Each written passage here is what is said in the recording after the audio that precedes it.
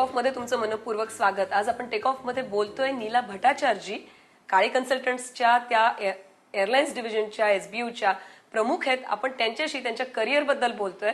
नीला, आपण ते बोलत होतो की तुम्ही सॉफ्ट सेल मध्ये कशी जबाबदारी स्वतःवरती येते एखादा जेव्हा बिझनेस असतो तेव्हा. पण मला त्याच्या अगोदर विचारायचं आहे की तुम्ही स्वतःच्या बिझनेसमध्ये पडण्याचा निर्णय असा खूप ठरवून प्लॅन करून असा घेतला नाही, तो तुम्ही एका विशिष्ट परिस्थितीत घेतलात. आपल्याला ह्या सगळ्या बोलण्याला जो महिला दिनाचा संदर्भ आहे त्या संदर्भात मला मुद्दामून हा प्रश्न विचारायचा आहे की त्याबद्दल तुम्ही सांगता का जास्त? बिलकुल प्लॅन केलं नव्हतं मी काहीही. म्हणजे इनफॅक्ट सगळे मला विचारतात तू काय म्हणजे तुझं करिअर काय करायचं काय नाही, कसं तू म्हणजे प्लॅन केलं टाक. माझे फक्त दोन म्हणजे प्रिन्सिपल्स होते. एक म्हणजे जे काय मी करीन ते आवडीचं करीन, आणि दुसरं जे काय करीन ते अगदी मन कम्प्लिटली घालून करीन. आणि ह्या दोन्ही गोष्टी जर कोणी केल्या तर you will always be successful. म्हणजे जे काय तुम्ही कराल यू विल फाइंड हॅपीनेस आणि तुम्ही यशस्वी पण होऊ शकाल. तर माझ्या बाबतीत मी माझं ग्रॅज्युएशन झाल्यानंतर मी फर्ग्युसन कंपनीमध्ये मॅनेजमेंट कन्सल्टन्समध्ये काम करत होते. त्याच्यानंतर काळे कन्सल्टन्स जॉईन केलं. त्याच्यानंतर माझा जेव्हा मुलगा मला झाला, माझी प्रेग्नन्सी अगदी डिफिकल्ट प्रेग्नन्सी होती. आणि मी एक दिवस असाच विचार केला की I want to spend time with my son, म्हणून मी काळे कन्सल्टंट सोडलं. पण काय करायचं, मी काय अशी नाहीये की घरी बसून काही करू शकणार, म्हणजे काही न करता बसू शकेन. म्हणून मी घरी बसून थोडी थोडी कामं घेतली. प्रोग्रामिंग, माझी मैत्रिणी होत्या त्यांना थोडंसं म्हणजे त्यांच्याबरोबर काम केलं. आणि असं करता करता एकदम तो बिझनेस वाढला. आणि मग that's how soft sell came into being. आणि मी आणि माझ्या दोन मैत्रिणी आम्ही तिघींनी एकत्र मग एक प्रायव्हेट लिमिटेड कंपनी करून सॉफ्ट सेल सुरू केली. मग ते वाढत गेलं काम. आणि finally we had an office and it was a full fledged business. म्हणजे ते काही प्लॅन न करता ते ऑटोमॅटिकली झालं. म्हणजे विशेषतः आपण नेहमी करिअर बघतो आणि त्याच्यामध्ये तुम्ही सुरुवात कुठून करता, तुम्ही काय प्लॅन करता ह्याच्या खूप भर दिला जातो. अनेक जण बोलतात तेव्हा. आणि तुमच्याशी बोलताना असं जाणवत आहे की खूप तुम्ही स्वतःच्या इंट्युशनला महत्व देऊन तुम्हाला आतून काय वाटतं ह्याला तुम्ही खूप महत्व दिलंय. ही क्षमता की आपल्याला जे मनातून वाटतंय त्याला आपण होकार द्यायचा, ही क्षमता तुमच्यात कुठून आली हे मला माहित नाही. माझ्या जर आईला विचारलं असतं तुम्ही तर ती म्हणाली असती ही ना खूप अशी स्टबर्न जिद्दी आहे आणि कोणाचं काही कधीही ऐकलेलं नाही अशी मुलगी आहे. मी नेहमी लहानपणापासून म्हणजे मला जे त्या वेळेला बरोबर वाटलं आणि तेच मी म्हणजे करत गेलेले आहे. आणि आय डोंट नो की ते बरोबर आहे की नाही, पण आय टेक क्विक डिसिजन्स. मी जास्त विचार म्हणजे अगदी अरे असं केलं तर काय होईल, तसं केलं तर काय होईल आणि मग ते करायचं की नाही असं खूप विचारात मी पडत नाही. विचार करते पण जे काय डिसिजन घेते ते घेऊन ते त्यात यशस्वी व्हायला पाहिजे हेच डोक्यात विचार घेऊन पुढे जाते. मागे कधी बघत नाही.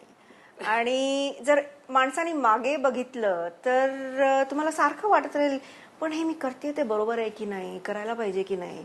म्हणून असं माझं सहजासहजी झालंय. जे काय झालंय आयुष्यात ते असं जर होत गेलेलं आहे. तुम्ही ज्याला सहजासहजी म्हणताय त्याच्या पाठीमागे खूप वेगळा रियाज आहे आणि तो जगण्याचा रियाज आहे. पण मला त्याबद्दलही विचारायचं होतं की तुमच्या विद्यार्थी असताना सुद्धा तुम्ही चळवळींशी जोडलेला होतात आणि भाग घेत होतात, ऍक्टिव्ह होतात. तर तुमच्यात ही जी लिडरशिप आणि निर्णय घेण्याची जी सगळी क्षमता आहे त्याचा त्या तुमच्या चळवळीशी संबंध आहे? अगदी खूपच संबंध आहे. माझी अशी फर्म ओपिनियन आहे की जेव्हा आपण कॉलेजमध्ये जातो, शाळेत जातो तर फक्त अभ्यास करून मार्क मिळवण्यात तुम्ही जर तुमची कम्प्लिटली एनर्जी घातली तर त्याचा काहीही उपयोग होणार नाही. मार्क म्हणजे काहीही नाही. मी थिएटरमध्ये काम केलं होतं, मी टेलिव्हिजनमध्ये काम केलं होतं. एक मॅगझिन होतं म्हणजे आमच्या कॉलेजमध्ये जे मी एक एडिटर होते. त्याच्यासाठी मी कुठे कुठे एकटी रात्री हिंडलेले आहे. मला हे नाव सांगायला पाहिजे, तुम्ही कलम चालवायचात. कलम तुम्ही कलमच्या संपादिका होतात. कलमचा त्या काळातल्या स्टुडंट्स वरती आणि त्यांच्या आयुष्यावरती प्रभाव पडत होता. कलम तुम्ही चालवलं हे सगळ्यांना कळलंच पाहिजे. मला तुम्ही त्या चळवळीने तुम्हाला कसं घडवलं हे सांगा. We were a generation in college which was post-emergency. And पुष्कळ politicized होतो आम्ही. आणि politicized is a different term from being engaging in political parties. बरोबर, नेतागिरी नव्हती. एक राजकीय जाण होती. जाणीव आली होती म्हणजे, आणि खूप वाचन होतं आमचं, आणि त्याच्यामुळे we were very involved in a whole lot of things.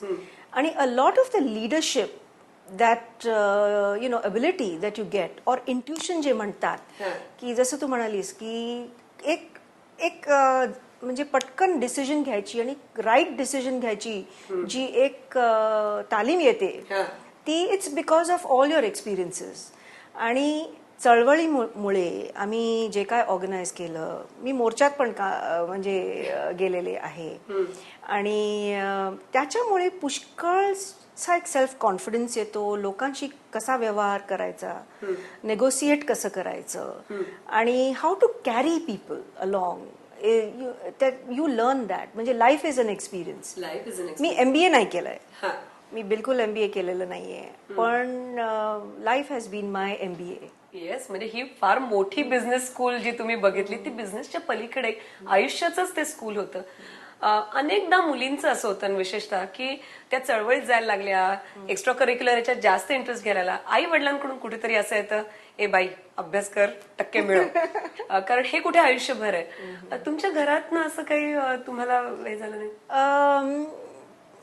मी असं म्हणणार नाही की माझे आई वडील खूप अगदी म्हणजे हॅपी होते की मी ह्या सगळ्या चळवळीत काम करत होते, आणि अभ्यास तर कुठे मागे सोडला होता मी तर मलाच माहिती.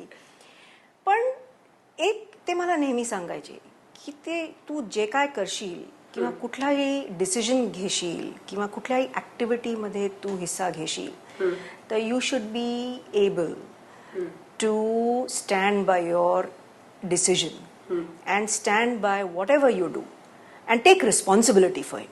आणि या इतक्या मोठ्या पदावर जाण्यासाठी अजून काय करायला पाहिजे हे मी तुम्हाला विचारणार आहे, पण आता एक छोटासा ब्रेक घेऊयात. आपण भेटूयात ब्रेक नंतर. आपण बोलतोय नीला भट्टाचार्यजी यांच्यासोबत. तुम्ही पहा फक्त IBN लोकमत.